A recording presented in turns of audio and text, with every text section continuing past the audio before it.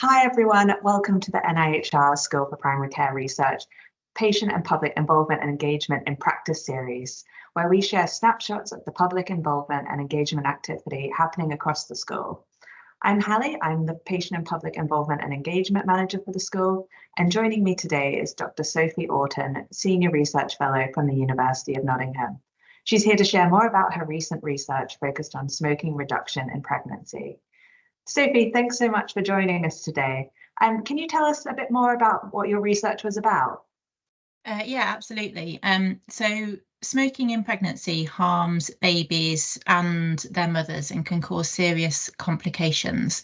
Quite often, pregnancy is a life event which motivates women to quit smoking, but many actually find it really difficult to stop. And this is in part due to nicotine withdrawal symptoms, which are difficult to tolerate.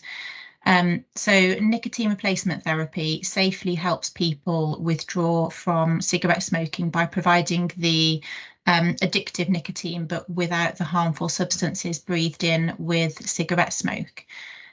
So nicotine replacement therapy is recommended to pregnant women to help them stop smoking.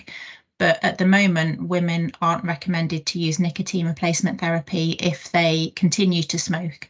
So, for example, to help them cut down the number of cigarettes they smoke, or if they have a lapse in their quit attempt. So our research aimed to explore whether or not pregnant women who use nicotine replacement therapy but also smoke fewer cigarettes each day, as well as exploring what pregnant women who smoke thought about using nicotine replacement therapy to cut down smoking rather than for quitting. So we involved women with experience of smoking in pregnancy. And their lived experience was sought across the project, including advising on our research question, ethics application, research protocols, participant-facing and recruitment materials, as well as actually helping us to interpret qualitative interview data. So involving women with experience of smoking in pregnancy was really important to the success of our project. So from the outset, there was a shared agreement on the importance of the research and a real passion to share insight from their lived experience. So those involved were particularly helpful in advising us on our recruitment materials and strategies. So they helped us to make our documents more accessible and helped us to think outside of the box of where we could be promoting our research. So, for example, they advised us to target the online platform Reddit after a change to Facebook advertising rules. We're also really grateful for their interpretation of interview transcripts, which really illuminated findings that the research team hadn't considered. So, for example, raising issues around the lack of encouragement for women that had managed to reduce their smoking with nicotine replacement therapy. And that's something that we can incorporate in future interventions that we're planning.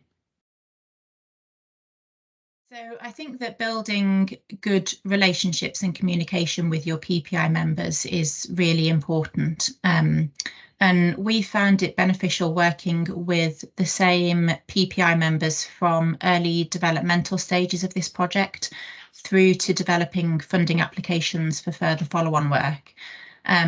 And I think also using a range of different ways to involve PPI members and get their feedback is really helpful. So, for example, when developing research ideas, we sent PPI members a one-page summary and then arranged a one-to-one phone call to get some more detailed feedback from them. And we found that having that conversation with people was really, really useful. And then other times we asked for comments on a written document, which they could do by hand if that was easier. And then in the future, we're planning workshops with our PPI members. So I think that being flexible in how people can be involved really helps. So we have secured further funding to design and develop an intervention to help women who can't quit smoking in pregnancy to instead reduce their smoking using nicotine replacement therapy.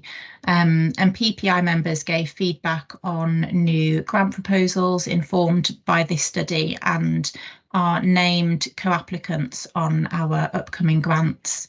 And in our future intervention development work, we plan to again work closely with PPI members, holding workshops with them to collaboratively develop and design our intervention. Great. Thanks so much for joining us today and sharing more about your project and public involvement. Thank you very much.